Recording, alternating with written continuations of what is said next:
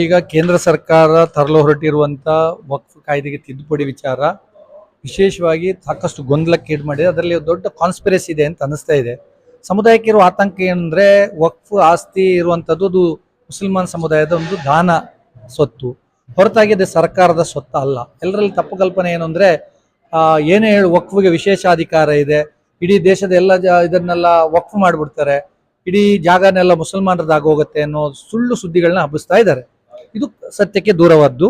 ಯಾವುದೇ ಕಾರಣಕ್ಕೂ ಅಂತ ಒಂದು ವಿಶೇಷ ಅಧಿಕಾರ ವಕ್ಫ್ಗೆ ಇಲ್ಲ, ಮತ್ತು ವಕ್ಫ್ ಆಸ್ತಿ ಸರ್ಕಾರದ ಆಸ್ತಿ ಅಲ್ಲ.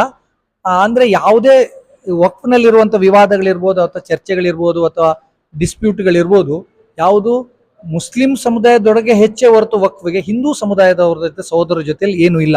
ಅಂತ ಒಂದು ಸಂಘರ್ಷದ ಅಗತ್ಯನೂ ಇಲ್ಲ, ಅದು ಅನಿವಾರ್ಯನೂ ಅಲ್ಲ. ಸಮುದಾಯಕ್ಕೆ ಇರೋದಂದ್ರೆ ಸಮುದಾಯದಲ್ಲಿರುವಂಥ ಸ್ವತ್ತುಗಳನ್ನು ಉಳಿಸ್ಕೊಂಡು, ವಕ್ಫ್ ಸ್ವತ್ತುಗಳನ್ನ